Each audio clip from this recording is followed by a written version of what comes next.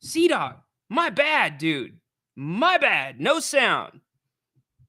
I wasn't see, that was like one of the tricks with my mixer where, it acts like it's making no, I'm just kidding. My bad. Let's start it over. What's up, King's Court, Ryan in Sacktown? Your chats are now on the screen. We're going to give it a try. We're going to see how it goes, but it's only going to take one knucklehead to make that go away. I want to make all of you feel a little bit more involved in the show. It's Jerry Reynolds Tuesday. Jerry Reynolds Tuesday. Can't wait for that. He's joining us at 2:30. 2:30 he'll be here. Looking forward to that. Get your questions in the chat for Jerry. I will try to get to as many of those as possible. All right. So now we're good. Yes. Okay. Yeah, of course. Really? Really? You're going to come in here and rub it in fresh off of vacation? You're going to give it to me? I don't think so. You guys heard about Isaiah Collier at the top of the show. He's a USC point guard, draft eligible. To me, he is one of the guys that is plug and play ready for the NBA. Not plug and play ready to be a star in the NBA, but he is definitely ready to probably step in, log a few minutes here and there, and he fills a void that the Kings may have depending on what happens with Malik Monk. We talked a little bit more at length about that yesterday on our 8 p.m. show. Hope you all enjoyed that. Yeah, we're good. We're good. All right. All right. What's up, Ash? How you doing today? Anthony, thanks for letting me know. See, now that was a play by me. Here's what I did. I muted myself purposely to get all of you chatting and ready to go right now. Yes, I just had it. Dude, my bad, bro. I just had it muted. That's it.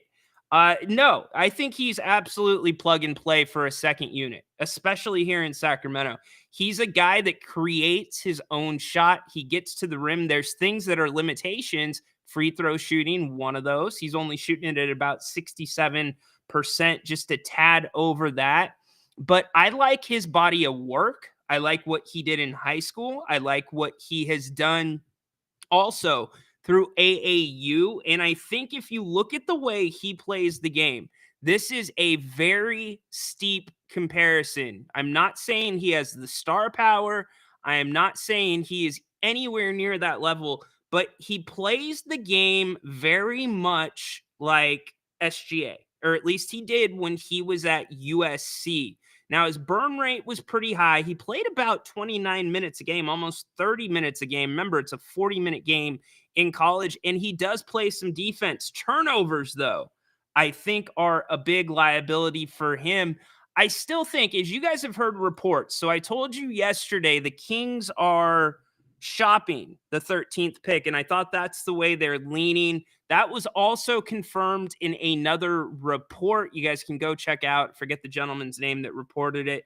But the 13th pick is up for grabs in a draft where, is it worth much? Well, if you're going to put it in a package for future first round picks, future whatever it may be, that may work because with the CBA, teams are going to be looking to stock up on draft picks. In fact, I would tell you, your Utahs, your Oklahoma Cities, those teams are going to be a force to be reckoned with, regardless of what they've done this year, because they have so much capital and it extends any type of window that they may have. And there's a lot of different ways that you can go. Yeah, I know he didn't make. Okay, is it a team game, B-Step, or is it an individual game?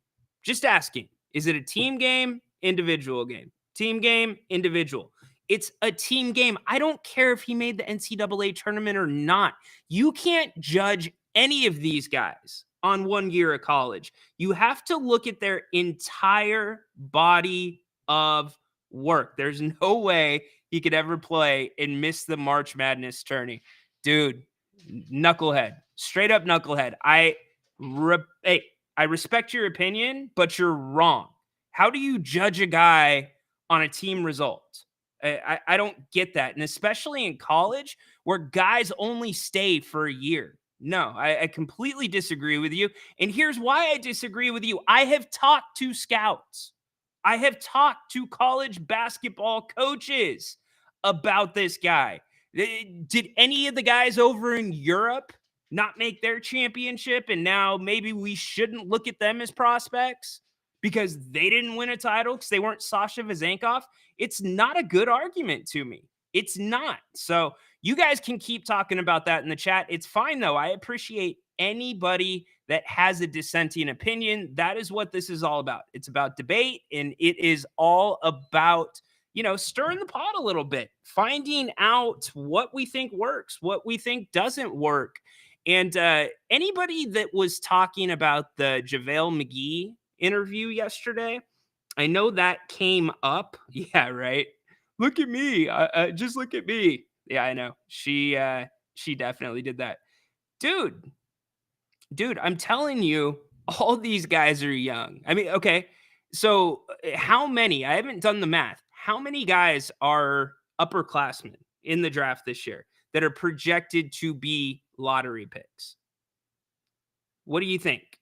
Oh, it's Jay. What's up, dude? Okay. We can debate this all day. I feel you. Let's see. You guys talking about Boogie Ellis and some of the other guys. Castle. Yeah, look, here's the bottom line. And this is what I was getting back to. This 13th pick probably isn't going to be here. My guess is there will be some type of deal in place in principle, if not already with the wheels turning, that come draft night, when that pick can be traded, it will be traded. I think that the Kings have no other alternative. They can't wait at this point. They have too many holes to fill. And going back to JaVale McGee, if you listen to what he said on 1140 yesterday, how many times, like literally, oh my gosh, Hakeem Olajuwon's here. No way. Is that you, Dream? Oh, that's Sea Dog. Hold up. The chat's moving so fast. Dream. Is that you, Dream? Dream. Dream. Don't crap on us for not having Luca. Come on, man. You gonna rub that in? You want to rub some O2 into as well? JaVale McGee, how many times did he say dog yesterday? Did you hear that? Dog. Yeah, that guy's a dog. We need dogs. That guy's a dog. And by the way, JaVale McGee is a free agent right now. Sea Dog chiming in. If the pick's going to be traded, it will be for a really good player and not used for a move like the Holmes one last year. No, it's a good point. The Holmes move was actually really smart because that's what freed them up to be able to have the money to do the Sabonis extension that's looking worse and worse by the day with the Western Conference, the way that it has continued to improve, and the teams that are already rising to the top. We listed almost the entire Western Conference yesterday before we got to Denver about teams that are still going to be good. That's kind of scary to think about. But yes, they're going to have to package it for Kuzma. Now, Brandon Ingram, I want to talk to Jerry about this. Jerry, I want to hear his thoughts on Ingram, his thoughts on Kuzma, who he thinks is a better fit. And all of you, do you think there's a name out there that we are not talking about enough that could be on the trade block? Could the Kings surprise us? Monty's got a couple of lists going, guys that they would want. They have been patient. They have not pounced at opportunities. No, it definitely was not awful, my man. We got Domantas Sabonis. If you call that awful, then you're not watching basketball. He's been in Sacramento 2.5 years, and in those 2.5 years, play in, play off appearance, and then the year that was cut short. So I'm not seeing it, my dude. Alex Caruso, interesting. The problem is the price tag. As there's been a few reports going around, the price tag has dropped on Zach LaVine. The Bulls are willing to move off him a little bit more than they were willing to during the season. I still think he is not a great fit here in Sacramento. I don't think it makes sense. If you didn't have enough shots for Kevin Huerter, how are you going to have enough shots for Zach LaVine while still getting everybody involved? And again, the contract there. We've got to look at these contracts. They are ridiculous for some of these guys. And when you're a Sacramento, we made this comparison yesterday. You don't have the money to play with that a Boston has, that a New York has. Now, there are options out there that, Brandon Ingram, are you going to take him for 36 million for 1 year? Doesn't make a lot of sense to me. Unless you have bigger plans, unless you think that that could be a part of something bigger within the season. I'm not sure. We're getting some Cam Johnsons. I like Cam Johnson a lot. I think he is a really, really solid player. And I'm interested to see what Brooklyn ends up doing this year in free agency. Jordy getting his first head coaching job in the NBA. They've got money to play with. I wonder if Monk will draw any type of interest from Brooklyn. So we can keep talking about, this isn't really news. The Lakers have dragged out their search to line up exactly for when the NBA finals end because JJ Redick is covering them for ABC. So yes, he will be the next coach of the Lakers. I think the writing was all over the wall. My only disappointment there, Jerry and I are on the same page. LeBron should have been the player coach and also should have been the GM as well. Halliburton and Fox could have been a champ. No, they couldn't have. Maybe because we didn't have a big enough sample size. But tell me how De'Aaron Fox looked this year with the ball out of his hands. Tell me how Tyrese Halliburton looked with the ball outside of his hands. Didn't usually see it. Usually he had the ball if he was on the floor. So, dude, okay. I'm not getting into this debate about who won the trade. Would you rather have this guy, rather have that guy? I mean, Olajuwon, if that's the best you got, my man, you need to freshen up. That's like 2 or 3 years old now at this point. Let's get over it. Let's move on. I'm not saying I prefer one or the other. What I'm saying is both teams got better with the trade. So we'll leave it at that. Yesterday, we talked some about gambling. We talked a little bit more on the fun side, funny gambling stories, 7-2 poker. You get it. That's actually really distracting for me. So we're gonna retool that and see what we're gonna do with the chat going forward. Again, Jerry Reynolds joining us here in about 15 minutes. Can't wait to have him talk NBA Finals. Again, any questions you may have for Jerry. In fact, if you want to call with a question for Jerry, I am not opposed to allowing you to come on the air for a couple minutes with him. However, get in, get out, because I want to be respectful of Jerry's time, but definitely want to get all of you involved in that. Dude, I'm always honest, my man. Always honest. I'm the guy that everybody thinks hates on Fox. I'm the guy that hates on the Kings. I'm the guy that always gives you too much sour rather than the sweet that you get everywhere else. No, that's why this forum works, because we have difficult conversations. We say things that some members of the media cannot say because of the credential dance. So, my dude, always honest. The chat can back me up there. Come on, my man. Do better. Looking like Porzingis will play, but he's not. Yeah, that was interesting. Porzingis said, I don't know if I'm 100%. None of these guys are 100%. You know what I mean? They're not at this time of the year. But I wonder if the week off, I think it probably benefits Dallas a lot more than it does Boston, because Boston's had a couple of layoffs now. And Boston to me, again, ripe for the picking. But getting back to baseball and gambling, another lifetime ban. Then you've got Shohei's agent, Mizuhara, who has pled guilty. Yeah, certainly, Walt. We will get to that. I will definitely do that. Dude, you are about to get blocked. In fact, Hakeem, you are blocked, my man. Have a great rest of the day. You can watch, but you will not be chatting in the chat anymore. Done with trolls here. So, anyways, we'll ask Jerry about the contract, but getting back to gambling, let's talk about gambling for a second.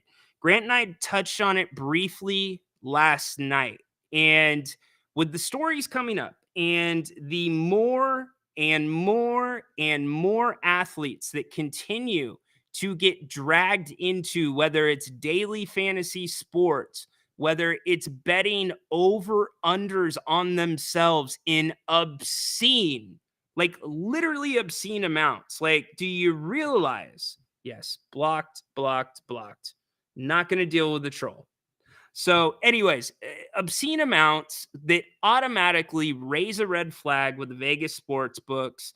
You know that's going to be a problem. But the problem is gambling is getting closer and closer to sports. You look at some of the biggest sponsors, literally the biggest sponsors in sports right now: NBA, NFL, DraftKings, FanDuel, Prize Picks, all these different ones. Hell, the Phoenix Suns Arena has a DraftKings room where you can get live action on the game. Are you kidding me? So here's the thing, it's a trade off. At what point are these leagues going to have to realize that this is something that is not going to stop? It's only going to get worse. And in some ways, the fact that it's legalized to me makes it a little better, because if I'm a 30-some-year-old with a couple of kids and a wife and we both yeah, the dream's out of here, dude. The dream got benched. I am over this dude. You know what? You can bring your opinions in here. You all know that. But when you start just trolling on one point, I'm not going to keep looking at it. I'm not. And it takes a lot for me to block people. It does take a lot. Grant, it's a little bit easier. So that is our first block in a while. But getting back to the gambling talk, the question that we asked was, if you gamble, okay, and you're a 30 something year old, maybe you get a little daily action. I know some of the people here, I know somebody in particular who gambles on the NBA, but does not watch the NBA, which I found really interesting. And that's where I think this is moving. I think some of the popularity that you're seeing rise in sports online, that you're seeing go digital, I think it's because it's being tied into gambling. And if you are that 30 something year old, right, isn't it better to have your debit card on file, and maybe you don't have enough money to pay your bills and you got to explain that to your wife, but then you don't have a bookie coming after you? So I get the upsides to it, because in the past, you would have a bookie down your neck if you don't pay up. But anytime something happens in sports now, whether it's a missed call, whether it's the wrong call, whether it's no call at all, whether it's a missed field goal, whether it's a decision to kneel on the goal line, almost immediately, the story isn't about what happened. The story is about how much that swung the casino. It swung the book. Had it gone the other way, the casino would have made this much money, or they had their worst loss of all time. And so I wonder, and I ask the question to you, for some of you that are younger, that are into the daily gambling, right? Or for some of you that are a little bit more old school, where maybe you gambled with a bookie at a time, maybe you don't gamble at all, but you really respect the integrity in sports. The question becomes, as you continue to see athletes bet on sports, does it bother you more that the integrity of the game is up in the air and in question? Or does it bother you more than that, that your bet may have been compromised by something that player did? More I thought about it since last night, I am leaning more towards your bet being compromised. Hell, ESPN has their own book right now where if you're watching their programming, they're giving you specials on hey, take this one, and they're getting creative where it's not saying certain words. I'm not going to mention the well-known sports broadcaster, but they can't say over or under. They have to say plus or minus because of the legalities. So this is Pandora's box, and it's just starting to get cracked open.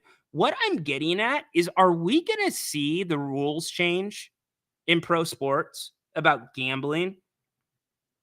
I mean that. Are we going to see the rules change? And I don't mean get stricter.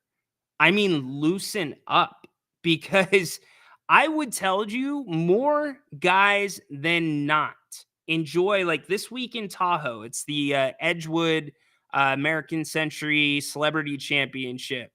Go to a casino this weekend and see how many athletes, how many stars are in that casino. You've heard stories about Jordan.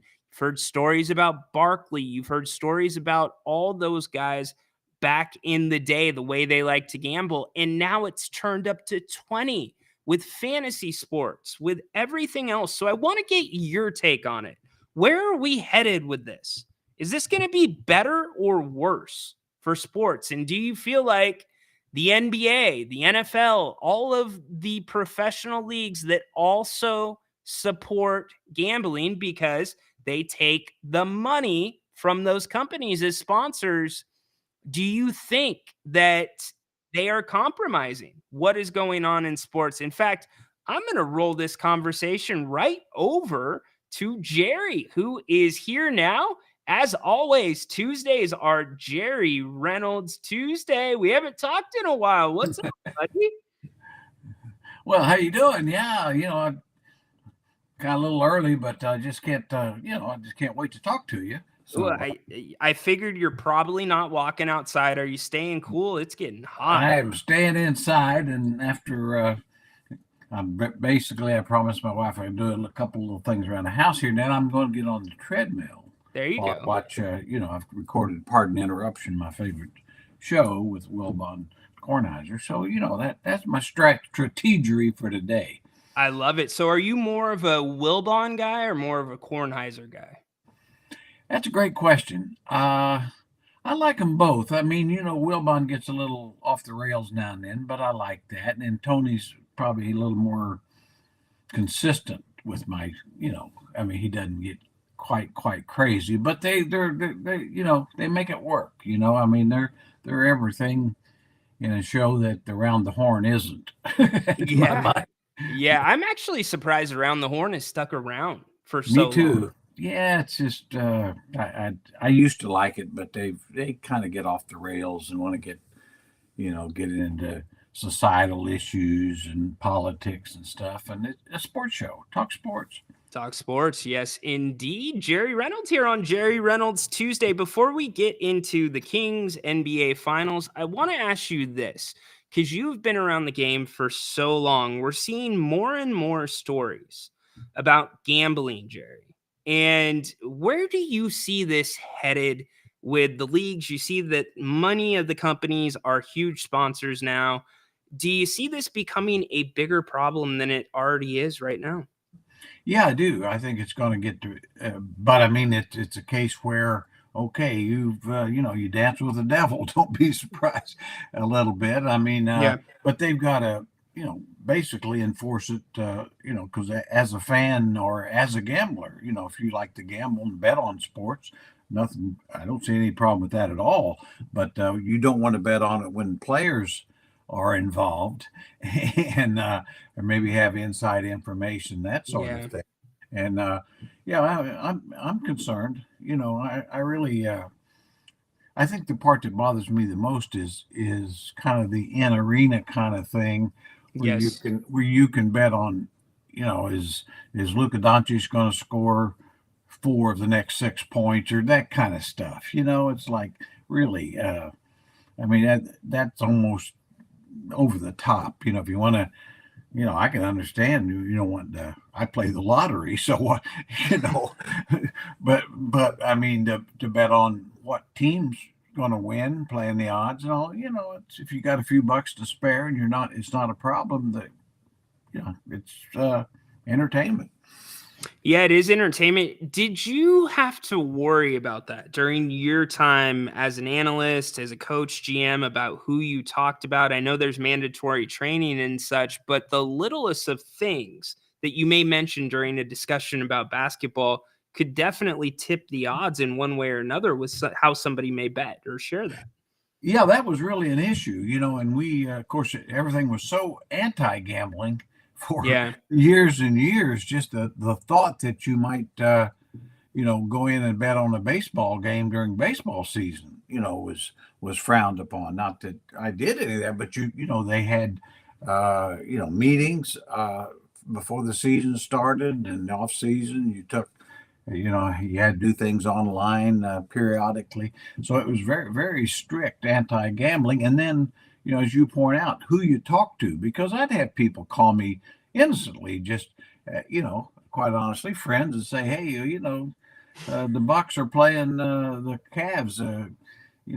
What do you think about that? And I said, I don't think about it at all in Yeah. relation to gambling, but I do think about it, and and I've got my opinions on it, but I don't bet, and so I was really concerned about that because even though it was very innocent, they could take a firm place on that, and so yeah, it concerns me. I mean, it concerns me at every level. I think, maybe even more so at the college level, because officials at that level don't make huge money. It's usually a No. sideline job. Maybe a teacher during the day and officiate.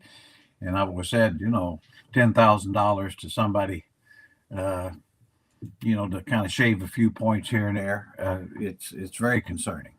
Well, and with all, as you mentioned, the in-game betting where you can say this many points or over under this many fouls, shaving off something like that would be almost under the radar, I would say, because it's just normal calls that may not affect the outcome of the game.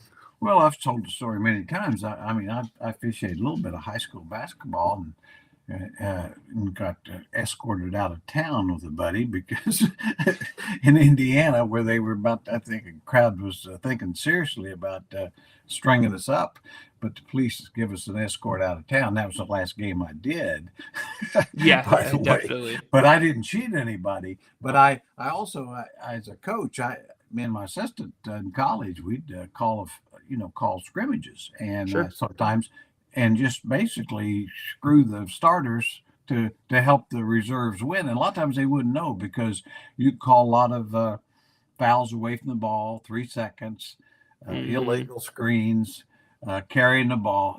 Just you. If that's what you want to do, it's kind of like probably in football where you could probably call holding on every play. Yeah, If exactly. if you really wanted to do that. So that's why it does concern me. I mean, I think it's the game can be manipulated too easily. Indeed. Jerry Reynolds talking a little gambling with us. We'll get on to the Kings. One of our viewers, Walt, has a question. He's wondering your thoughts on the Mike Brown extension. Yeah, well, great question. I mean, I was disappointed that a lot of the negotiations or desires got in the media. First Interesting. of all, that's kind of things. But my feeling was it didn't come from the Kings or it didn't come from Monty McNair. They've always kept things very much in house. So I have a little different take on it than some. I know with the Kings Herald, the podcast I do with them, a lot of the fans, were kind of blaming Vivek for it to getting it out there. But I don't think that either. I think it, quite honestly, I'd be surprised if I know Warren Legary very, very well over the years. I like him, but I also know him as an agent. And I know it wouldn't be above him to get information out there, throwing a number out there that he knows he's not going to get. But if he gets close, that helps him get closer to it. It's to his advantage. And I think that's just exactly what happened. But I think under the circumstances and the sign of the times, and Mike Brown's been a terrific coach here for 2 years. Uh, do I agree with everything he did? No, but then that doesn't make me right. Uh, but I think, getting him signed was a good move. I mean, stability means so much. Yep. Showing support for a solid, if not outstanding coach, uh, goes a long way. I mean, this team's got a lot of, I think, roster issues, but coaching issues really aren't there. I mean, you give Mike Brown enough talent, he'll win.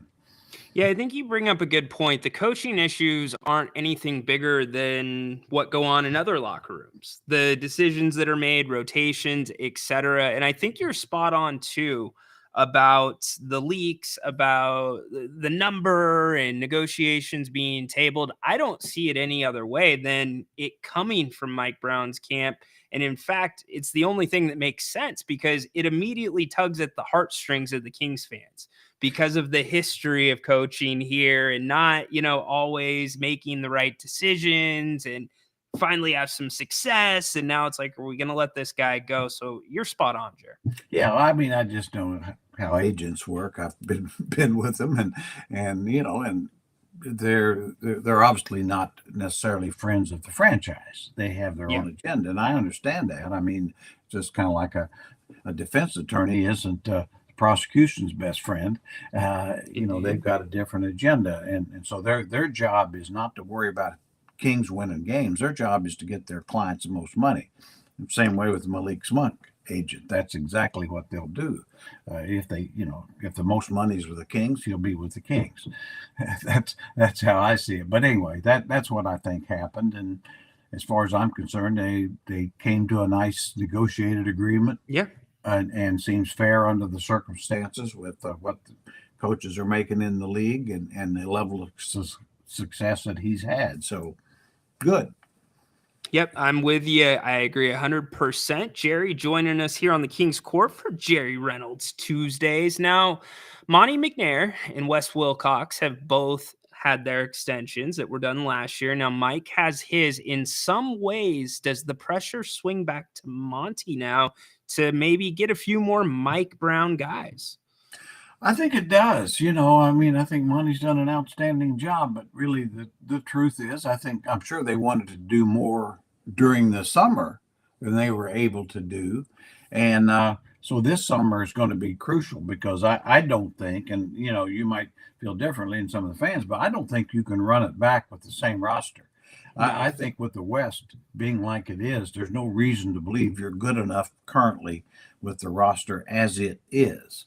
I mean, obviously you got some really good players, but you need more. And then when I look at the teams that we're behind the Kings, San Antonio is going to make a move.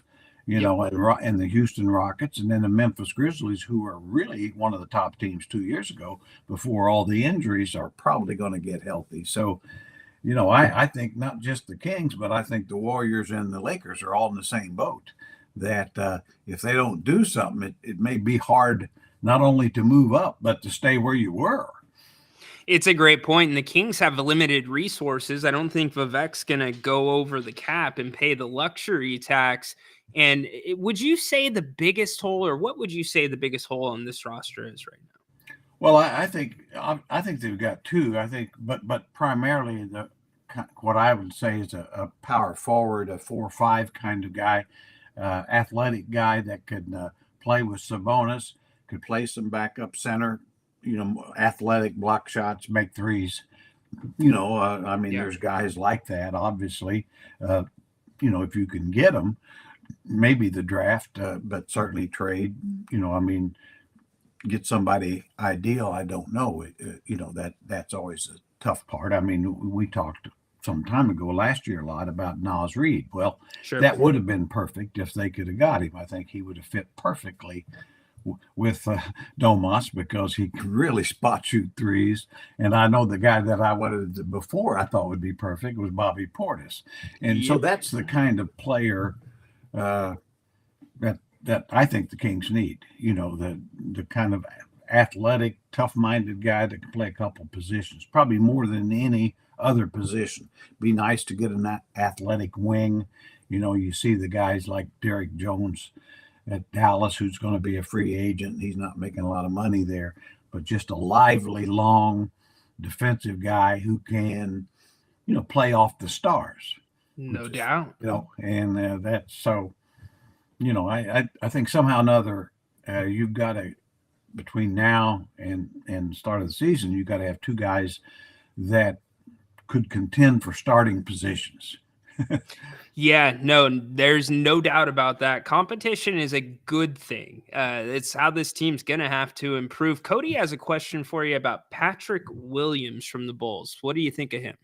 I'll be honest, Cody, I'm not a big fan. And I'll tell you why. I mean, I like his athleticism, but he doesn't rebound much. If you look at his numbers, I always say a power forward really needs to be able to rebound at a one every 3.5 minutes or so, and he's well below that. And then he's been hurt a lot, and missed most of this year. So I think there's several guys I'd put ahead of him, but he is one of those guys. He was drafted fourth for a reason, but Right. it hasn't really translated yet. But you would be right. I think he's available. Just he's available. Well, Sometimes guys that are really available, there's a reason. exactly right. Zach LaVine, how long has he been on the market, Jerry? Quite a while, and I've never been a huge fan of Zach, but I'm kind of becoming one. I'll tell you why, because he is a gifted scorer.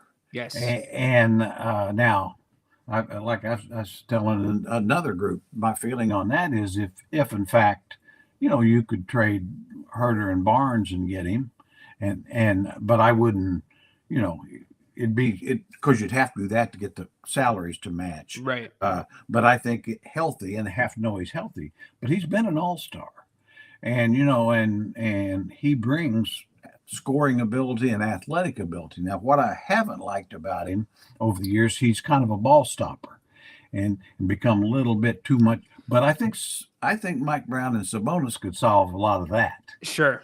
I mean, LaVine's never really played with a guy. He's never played with a guy like that. So, or a team that and he'd have to know this is his last roundup. He's got to make it work here.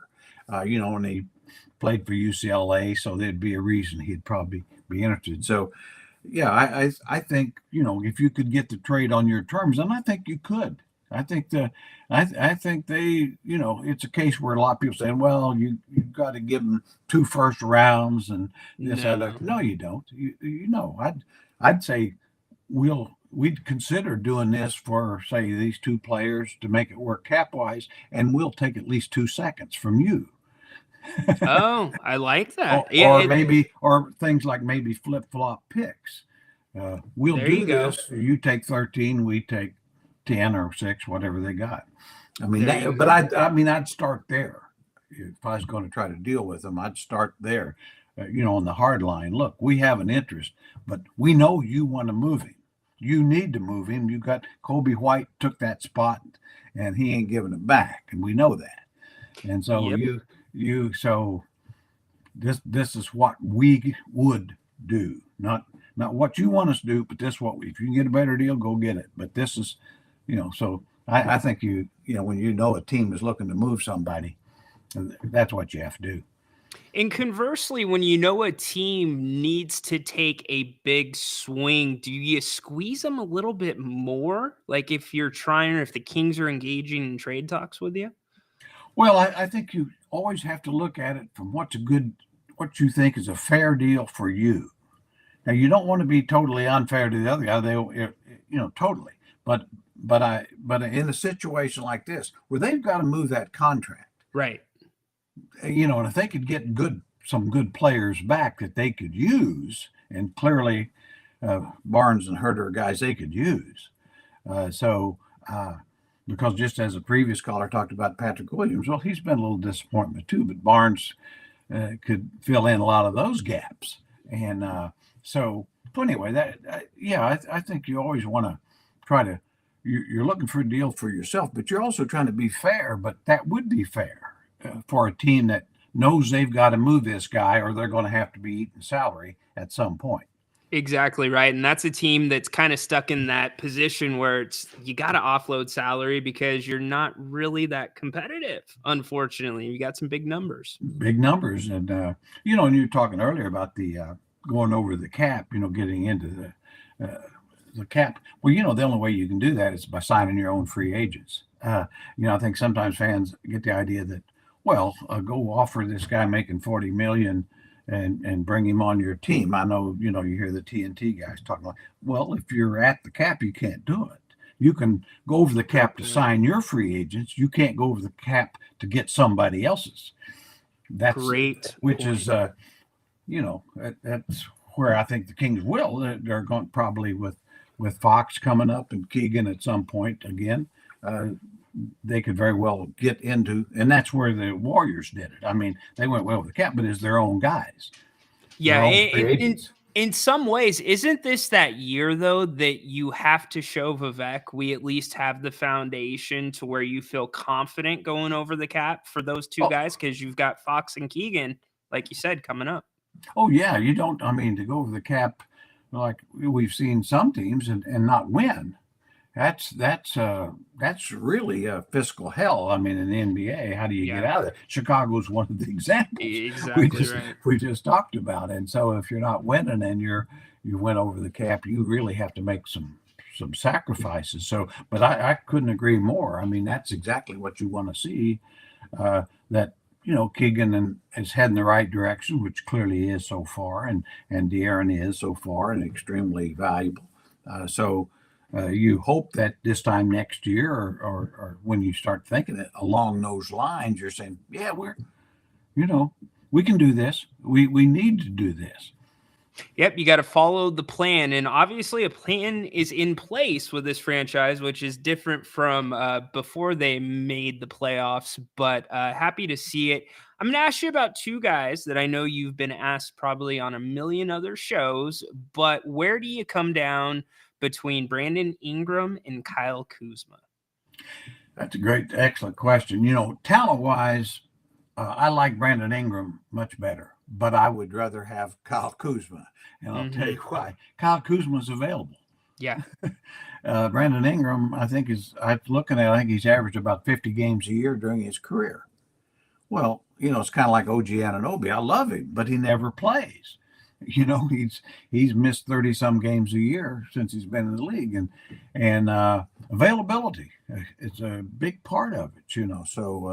So that's why, and I think, and I really do think Kuzma would be the better fit Me too. because he's got a little more size and certainly a good shooter, rebounds a little better, I think, and would fit better. Not just with Sabonis, but I think he'd fit better with Keegan. Yeah. And and I think to me, the things I haven't liked about him is kind of like a little bit, like we were talking about Zach LaVine. I think he's been a bit selfish, a bit of a, stat guy going out. But part of that is, well, if you're on a bad team, Exactly. every losing team has a leading scorer and there's a lot of garbage. But I think it'd be a excellent risk with him. If I mean, to me, he's athletic and he fits, and it'd be probably a little bit like a better version of PJ Washington that Dallas got. Spot on. Spot on. And you get him for 2 years on a declining contract. And Brandon Ingram, it's 1 year, and now you add him to the list of Fox, Keegan. Yeah, It just doesn't, the physicality too, Jerry. yeah. Brandon Ingram is not a physical guy. No, the body type scares me a lot. I mean, like I say, that's one of the things, I really worry about Tyrese Halliburton, who I just love as a player and person and all that. But body type, and he's had a lot of injuries on a regular basis. That been missing about 20 games a year, and so you wonder as they get older, does that get better? Ingram's kind of a case of, well, it doesn't seem to. Yeah, it doesn't. And you have Curry's, where Curry had the ankle injuries early on in his career. And then he's been great since. It looked like that, well, that was the reason that, that Milwaukee chose to take the other guard. I'm going mind brain fart here. Uh, Monte Ellis. Monte Ellis. Yeah, Monte Ellis instead of Curry. They were going to trade. They would. I know this for a fact. They were offering either one to Milwaukee for Bogut, and Milwaukee chose Monte Ellis because they were concerned about the injuries Yeah. that Curry had. So how'd that work out in Milwaukee? Well, Yeah. Kings can't talk. They passed yeah. up So, on. but your point is good. I mean, there's been players like that too. I always remember Zydrunas Olgakis, big 7-footer for the Cavs, and his first 2 years he hardly played. A lot of foot problems, and then he played about 8-10 straight years.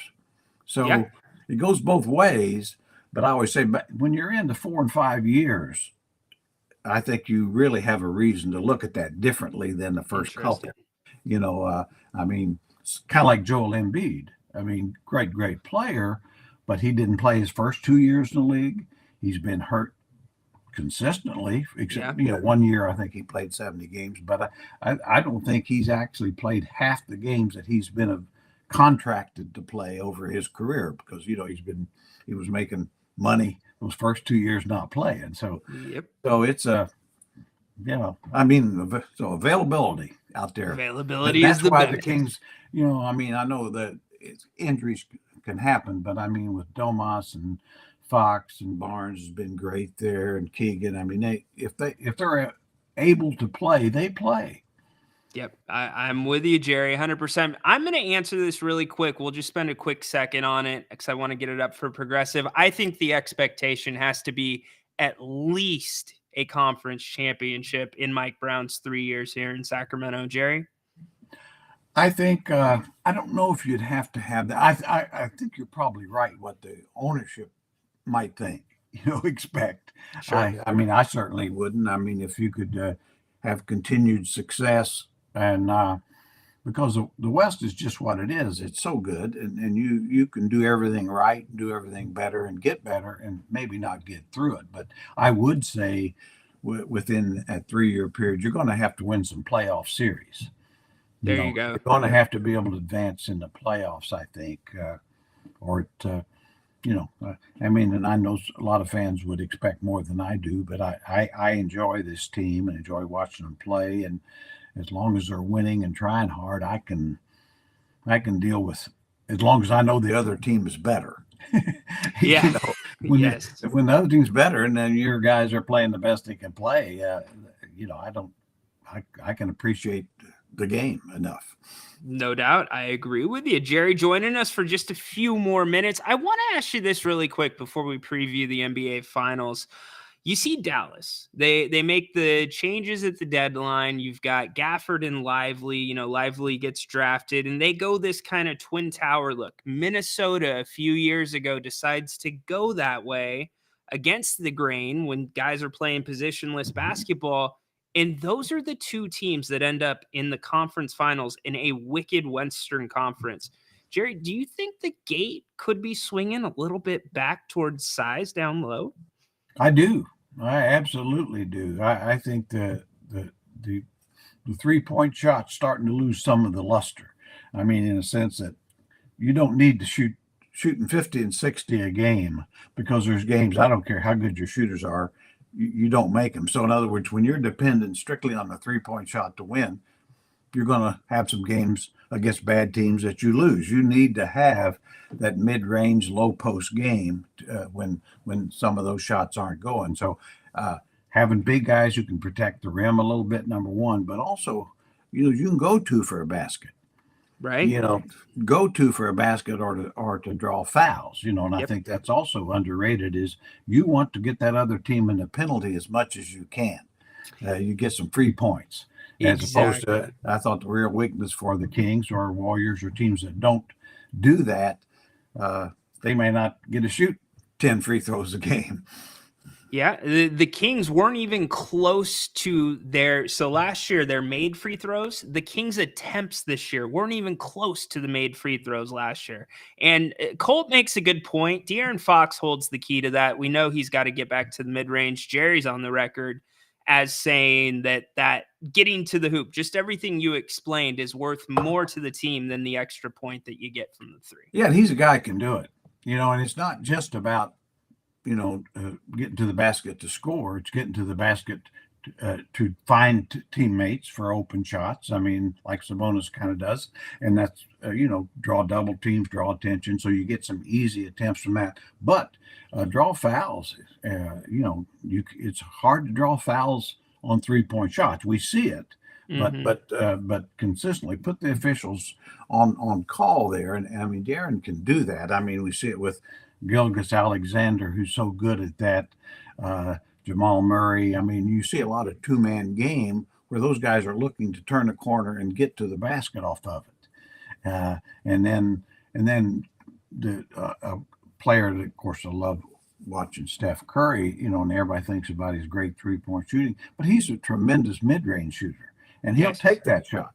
Yep. What he's looking for is a shot that he can get off clean because he knows he's likely to make it. So an 80% two-pointer, from 15 feet, that's about what it is for him.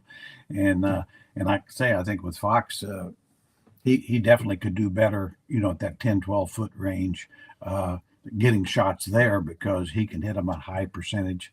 And so the Kings and him, I think as he's improved his 3-point shooting, my opinion is he's got to be more selective with it. Instead of looking to take 10 of them, maybe 4 or 5 would be enough.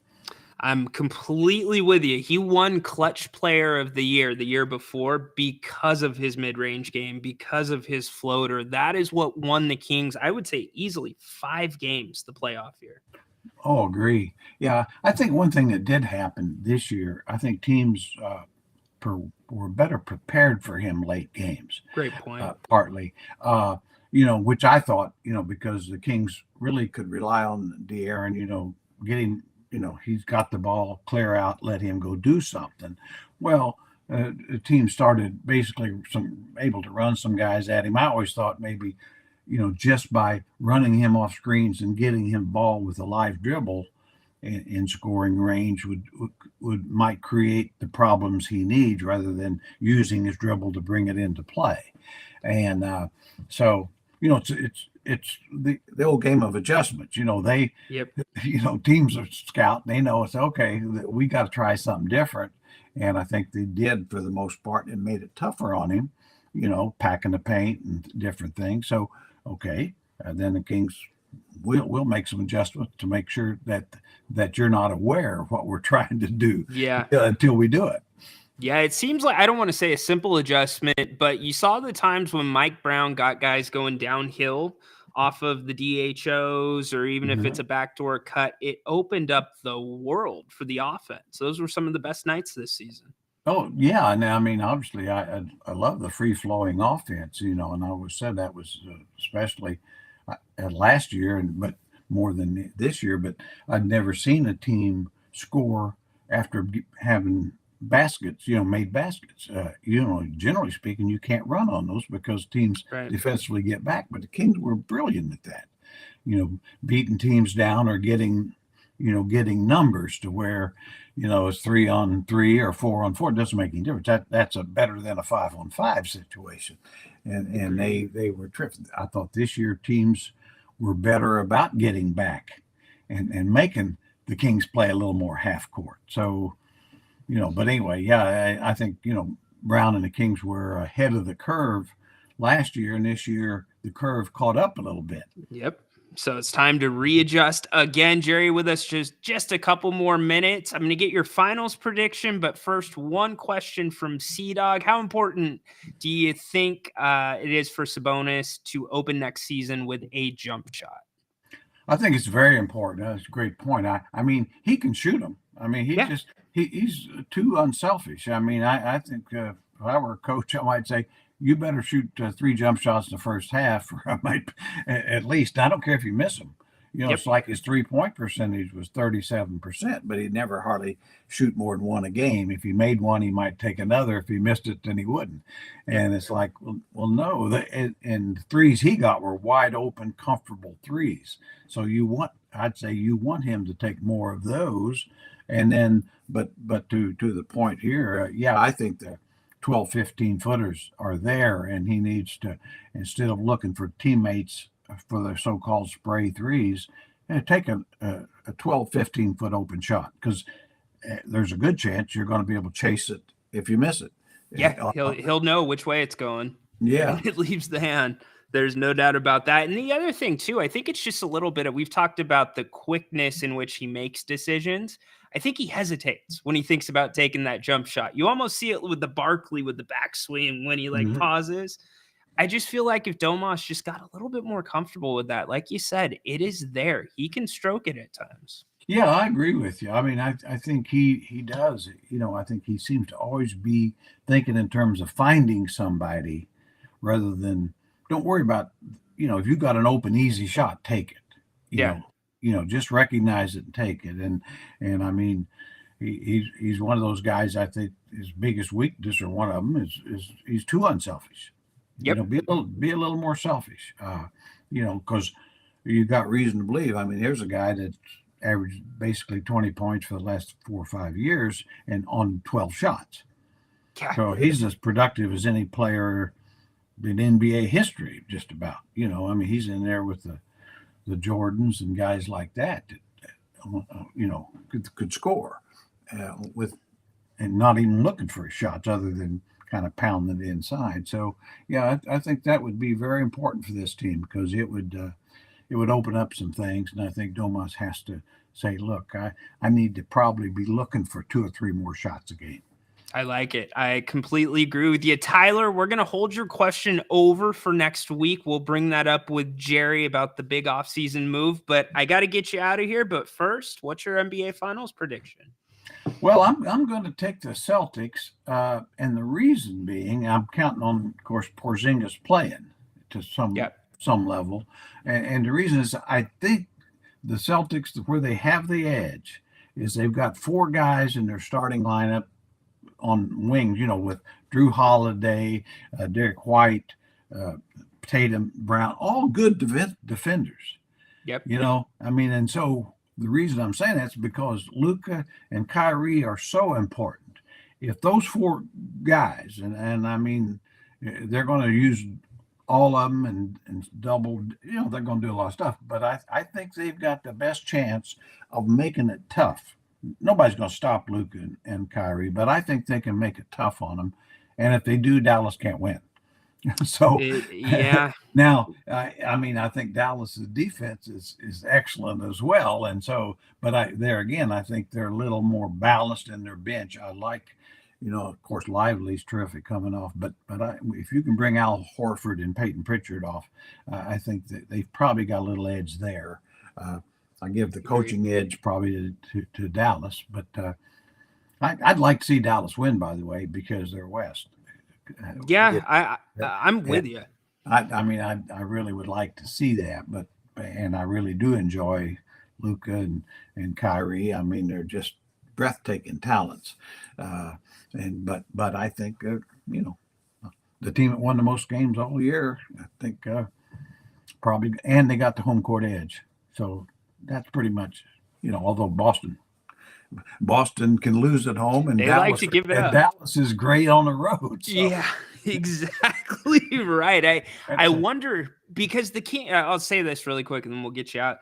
The Celtics, sometimes they get that laziness where they just pass it around the outside of the perimeter and they shoot the 3. And I don't think you can do that. You got to make Luka work on defense. Yeah, I agree with you there. I think that is their weakness. They depend on the 3 probably too much, and they become at times ball pounders. Where it's Tatum or Brown. They become a little bit focused on the isolation stuff. And I think I think when you're playing really good defensive teams, that you get bogged down pretty quick that way. So that would be the thing I'd be worried about. They need to keep it moving. I mean, but they've probably got the best starting 5 of the 2 teams. I agree with you there. They got to keep it moving like Jerry on his walks every day. Jerry keeps it moving. Yeah, well, it's going to be moving on a treadmill today. That's all right, as long as it's moving. Tell everybody where they can find more Jerry. What are you doing in your podcast, King's Herald? Well, I do one on the King's Herald. It's you can get it most podcast place, I think, but the King's Herald is a King's fan site. really enjoy it. Really, and they do a lot of written articles. I mean, and I know Ryan, but some really good writers. And then obviously I enjoy reading the comments because I think they're very. This is a site I think with for very knowledgeable fans Yep. like we all are, and so it'd be. I think you could enjoy it. I'm a not just doing the podcast, but I'm a patron. So I'm a patron. I've been with them a while, so it's a good time, and so that's pretty much it. I do a little 1140 with Whitey Gleason every now and then. And that's about enough. And of course, enjoy my time with you. I And love it. So for 8 decades of life, that's about all I need. I love it. You keep the balance. That's what I love about you, Jerry. You keep the balance. Well, thank you so much for joining us on Tuesdays. Tuesdays are your show here. It's Jerry Reynolds Tuesday. You know that. Well, great. See you next Tuesday. All right. Thanks, Jerry. Enjoy the finals. Thanks. All right. That is Jerry Reynolds. How was that? That was a heck of a conversation. We always have fun. There was some good insight there. Good questions, y'all. We'll keep those coming. Sorry, Tyler. I could not get to you or yours. I had to get Jerry out by 3. And look, it's 3:05. I ran late. So he was gracious enough to give us a couple extra minutes. But that will be at the top of the list next week. What stuck out to you about that conversation with Jerry? Put it in the chat. Let me know if you want to call. You can do that as well. 916-399-3748. Or you can call through Restream. Hit that link right there.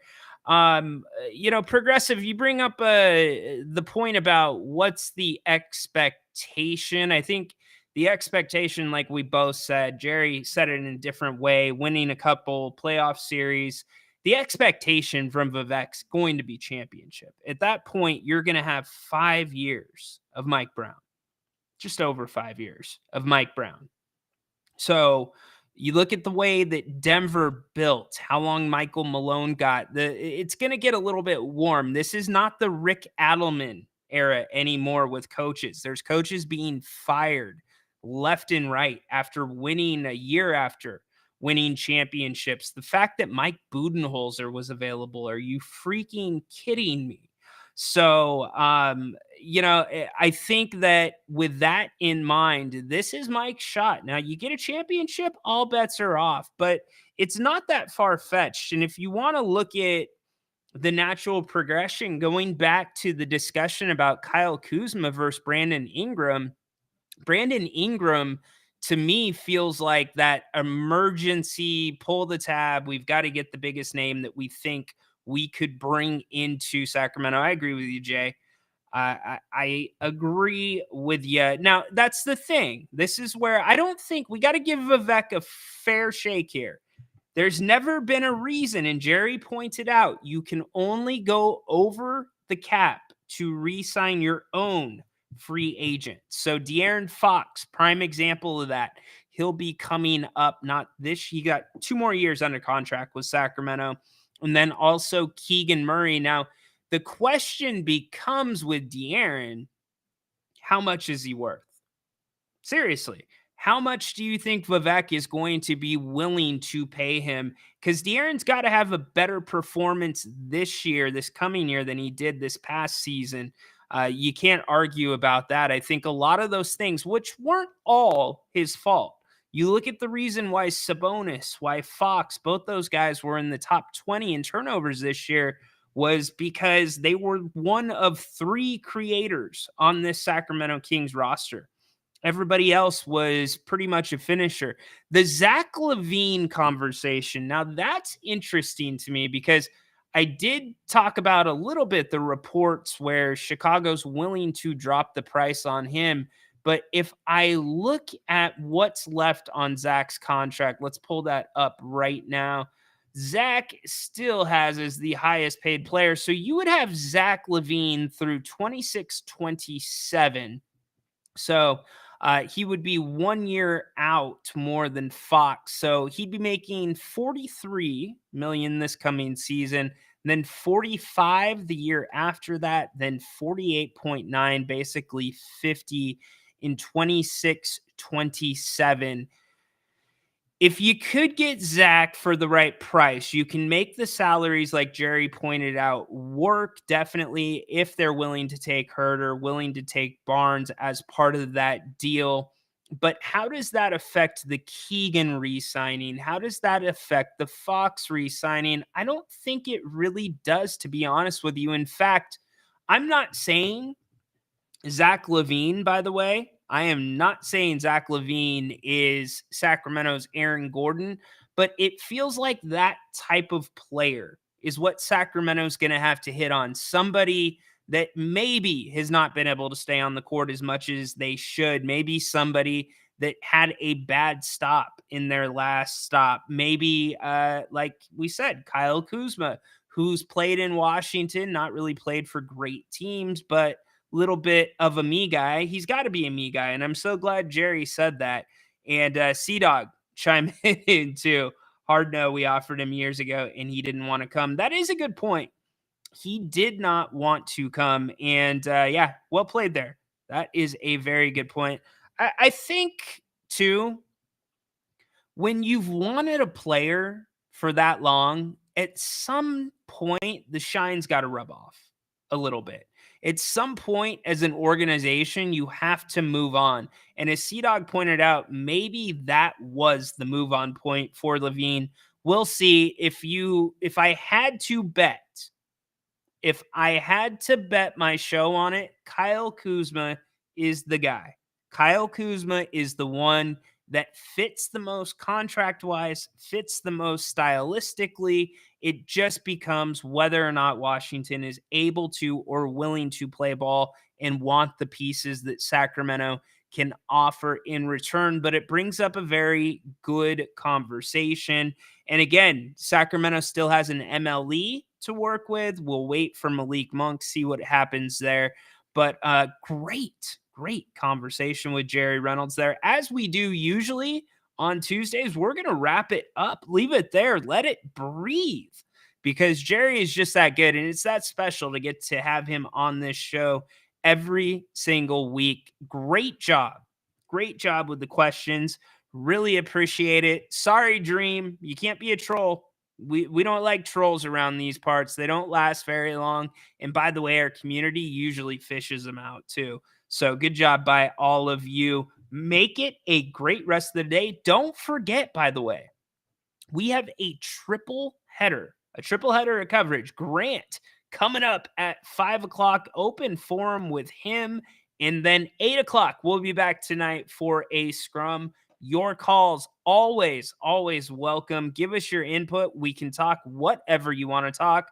We can talk a little bit more about the Kings situation. I think we're going to get into a little NFL tonight too. So Cody, I know you usually have your NFL questions. Anybody that wants to talk some Shield, go ahead and show up tonight at 8 o'clock. And then again, 5 o'clock before that, Grant will be on. So make sure you come support him as well. A huge thanks, as always, to Jerry Reynolds for Jerry Reynolds Tuesday. You got it, Jay. We are back on at 8 o'clock tonight. And before that, Grant's going to be on at 5 with an open forum show. So we will be here all night, bringing you all the good content. We get you ready for your drive home, and then we get you home and we give you a little bit of popcorn material. Hang out with, close your night out. If you want to call, we would appreciate it. If not, join the chat. If you just want to watch. We'll make it a fun show. We always do.